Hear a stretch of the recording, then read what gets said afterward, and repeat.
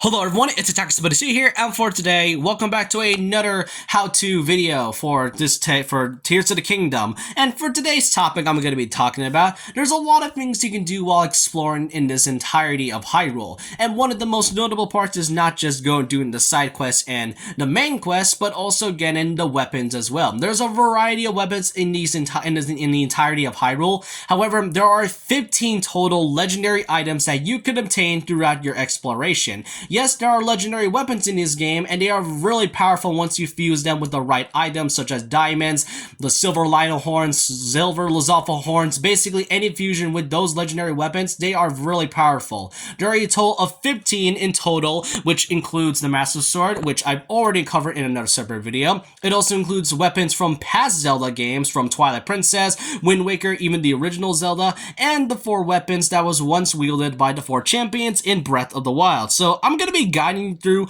on how you're supposed to obtain every single legendary weapon in Tears of the Kingdom except for the Master Sword. Like I said, you can check it, my separate video covering it in the link in the description below. And I hope you all enjoy this video. Now, before I even start talking about this, I want to mention a few things. One, yes, they can break. They're not like any other special weapon. They are basically able to break if you use them a lot long enough. However, there are ways that you can fix it. First of all is that in Tears of the Kingdom, we've now given bargainer statues, which are basically given, which are traded by pose. If you found these specific weapons and are able to break them, you can basically trade these those pose for these weapons, and they are cost around over 100 pose, and that's about it. Maybe around 100 to 200 different types of pose. So basically, you'll go to the bargainer statue and just replace those, but it's specifically the ones in the depths. It's not going to be included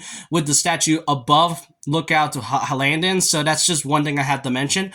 Another thing that I have to mention is that most amiibo weapons doesn't exactly, well, how do I really put it? They don't exactly get prepared with the Rock Octorok, which you can find in Eldin Mountain. Now, in Breath of the Wild, I can't recall how they function in terms of repairing weapons and such, but in Tears of the Kingdom, they can only repair either one sword, shield, or arrow, or bow and arrow at just one at a time, and once they do it, they won't be able to do it again. With the amiibo weapons, once you leave an amiibo weapon in front of the Rock Octorok and it inhales it, it'll instantly spit it back out. However, if you fuse it with a stick of some sorts, and then you leave it near the Rock Octorok, once it inhales it, it not only fixes the stick, but also the amiibo weapon as well. However, like I said, it's only a one-time use, so basically you just have to kill the Rock Octorok and wait till the next Blood Moon in order for the Rock Octorok to respawn once again. There's a lot of Rock Octoroks in Eldin Mountain to be exact, so you're basically good there. So, with that disclaimer, let's now go into getting all the 15 legendary weapons in Tears of the Kingdom. Now, the first one is basically a legendary shield, that being the Hylian Shield. I've already covered the Master Sword, but not the Hylian Shield. Now, the Hylian Shield is not found near the same area where you were in Breath of the Wild. It is now in a very different area than it used to be, this time in Hyrule Castle near the docks. Once you head into the docks in there via either using a weapon by the Ultra Hand or just anything, or just a vehicle that you've created, keep in mind that once you head into the docks, you might also find a Gloom Hand, which, be careful, the Gloom Hands can be dangerous and if you're low health, and don't kill them all at once because you're gonna spawn another boss unintentionally. Once you head over to the docks and avoiding those Gloom Hands, once you head there, you'll then see yourself a torch that needs to be lit up, so either get a fire arrow or basically throw it something, maybe something that can explode the whole torch, and once it's been lit up, a chest will then appear, and this is where you can find the Hylian Shield. Now, like I said, you can also repair the shields with the Rock Octorok, but you can also find the Hylian Shield via CC's shop in Hateno Village, which you have to do a whole side quest in order for you to get the Hylian Shield and, do other things in her shop as well. So that's just one thing I have to mention. But yeah, that's pretty much simple for not just the Master Sword, but also the Hylian Shield as well. It's not in the same area in Breath of the Wild, in case anybody doesn't know yet. Up next is the White Sword of the Sky, specifically and used to be called the Goddess Sword in Breath of the Wild. This right here originates from Skyward Sword, and if you remember the Forgotten Temple in which you started that Geoglyphs quest, you may have seen that the goddess statue has suddenly been tumbled down instead of just standing straight up like you saw in Breath of the Wild. So in order for you to get her back up, first of all, you have to talk with her, you have to pray to the statue first, and it says that this goddess statue have been toppled. There you have to find the 3 specific goddess statues in the same areas as you found them in Breath of the Wild, that being the Farron region, the Akala region, and the Lanayru Mountain region. These was where you can find each of the statues, the goddess statue of power, wisdom, and courage. There, you also have to give them at least 1 claw of the 3 each dragons: Dinrol, Farosh, and Nadra. And given how very difficult it is for them to spawn usually than they were in Breath of the Wild, it can be a little bit difficult to come over, but don't worry, I highly recommend watching another video on how you can find these dragons. But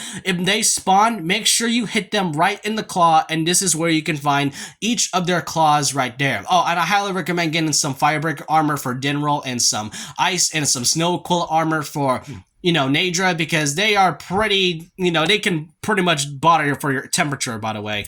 Another thing I also have to mention is that you do not need the Light Dragon for this, because that's basically a different type of claw. It's pretty much called the Light Dragon's Talon instead, so that's one thing I had to mention. Once you basically, give each of the claws to the goddess statue, now it is basically back up. You head back to the Forgotten Temple. They use their power. Now the goddess statue in that temple has now been risen up, and this is where you've been given the White Sword of the Sky, formerly known as the Goddess Sword from Skyward Sword. And if we're gonna be technical here, spoiler alerts for those who never played Skyward Sword, but this is technically the Master Sword at its original form before you went through all those trials and training when you became the actual Master Sword in the end. So I guess that's a nice detail to mention. Up next here is the Fierce Deity's Sword from Majora's Mask. This is kind of a bit easier, but kind of hard if you don't have the specific outfit. You're gonna need the Fierce Deity set in order for you to get to that specific sword, and these 3 can be found in these specific areas. For example, the trousers or the armor can be found in the Ancient Tree Stump. The armor can be found in the Akala Citadel ruins, and the headpiece can be found in the Skull Lake, specifically in this large, tall stone where there's a hole in it. And basically, when you get down there, this is where you can find the head of the Fierce Deity. Once you get there, you basically had to head over near the South Akala Plains, and right below near Gelflia Lake. There you'll see a campsite with 2 people. They stop you from going into that cave, but I highly recommend getting some meat with you, because there is a dog, and that dog has really good sense of smell. So once you give the dog some food, it'll go into the cave, and make sure you don't lose it, which not only do you find the Fierce Deity Sword, you also found an Ember Trousers, which is also another part of a set that you can find. And once you head over there and wear the full-on Fierce Deity outfit, a door will open, and this is where you can find the Fierce Deity Sword. So pretty simple, but kind of hard if you don't have the exact outfit for it. Next up is the Dusk Bow from Twilight Princess. And just like with the Hylian Shield, this can be found in Hyrule Castle, except it's in the very, very top of Hyrule Castle. Now, going through there, you can basically head over to the very top of the tower of Hyrule Castle, and once you find them there, you can basically find the Dusk Bow just like that. Now, I forgot to mention one thing, is that the Great White Sword of the Sky and the Dusk Bow like I said, you can easily break them. However, you cannot find them in the Bargainer statues. Instead, you have to find the Dusk Bow on the same area where you found it, which can be respawned right after every blood moon. And for the Great White Sword of the Sky, you can basically just, give out the same Dragon Claws to the same 3 goddess statues, so you can get it back to the Forgotten Temple. It may be a bit tedious, but it's kind of better than, but it kind of feels tedious, and I don't know why they didn't just, let us just get it through the Bargainer statues, but I guess they wanted to have us, have a bit of a tedious long run along the way. Up next is the Sword of the Hero from the original Legend of Zelda from the original Legend of Zelda game. This is where you can find it in the depths. This one right here you can find in the Twilight Groves, where not only you find a lot of trees, you can also find these new enemies known as Evermen, which are basically just tree living things. There you might find a giant stump of a tree, and you may have also noticed a chest. There, a Neverman will be blocking it. However, just get to that chest, and this is where you can find the Sword of a Hero, a sword once wielded by a hero in an ancient age. So yeah, pretty cool to have the original Zelda amiibo in this one, the original Zelda sword in this one. Next up is the Sea Breeze Shield from Wind Waker. Just like with the Sword of the Hero, this is where you can find in another different type of grove, this time known as the Tabahi Grove, and there you'll pretty much go to that same stump of tree, which you can find the Sea Breeze Shield just like that.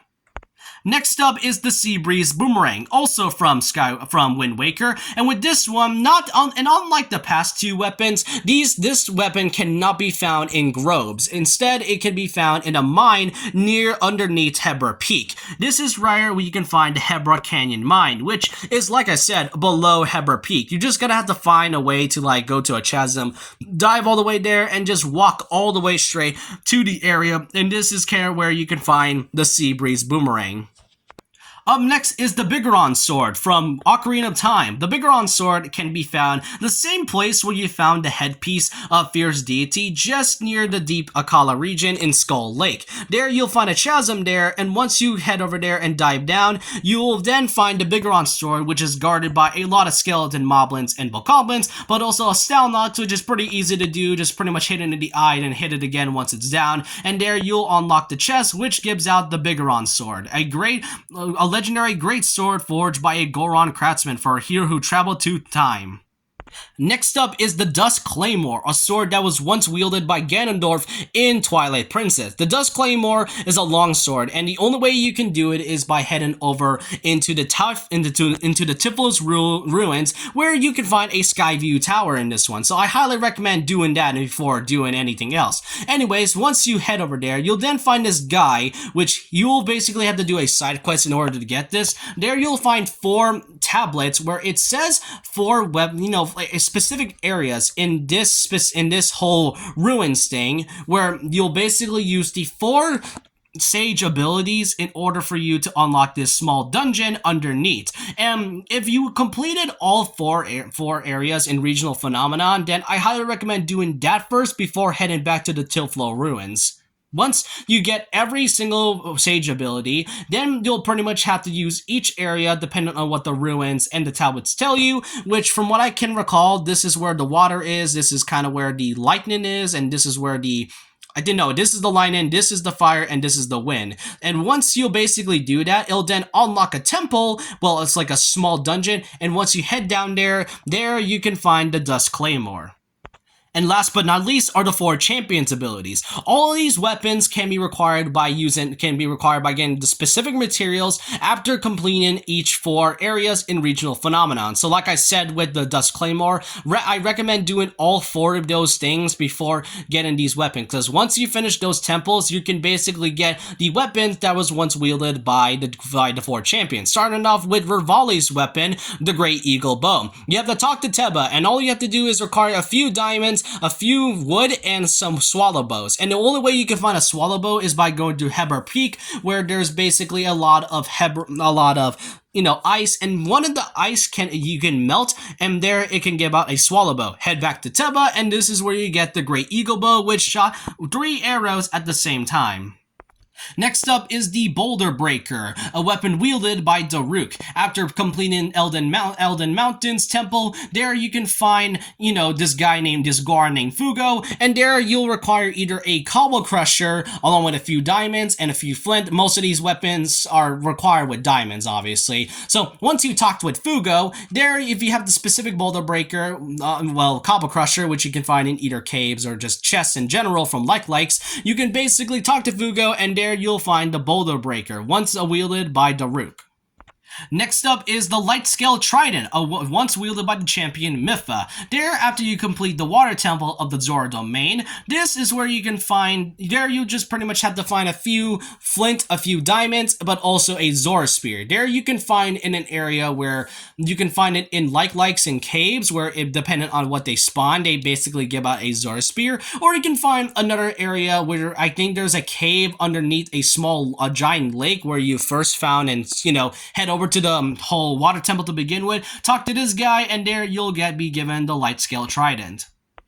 And last but not least, the Scimitar of the Seven, a sword the Scimitar of the Seven and Daybreaker, a sword and shield wielded by the Gerudo champion Urbosa. There you'll have to do a specific side quest first after completing the Lightning Temple. Once you do that, you'll basically have to do a side quest where the owner of the jewelry shop is missing, where she's pretty much near a Molduga. So first of all, you have to deal with a Molduga first if you don't know how to defeat them without the remote bombs. And I highly recommend just using, I highly recommend using bomb flowers in order to defeat them. And another thing is that once you head over there, head back to the area where you'll talk to this Gerudo named Isha. There you have to find a scimitar along with a Gerudo shield and then a few diamonds, and that's pretty much about it. Oh, and I guess a few flint as well. Once you do that, and by the way, a scimitar can be found underneath some quicksand, or doing a specific long side quest that requires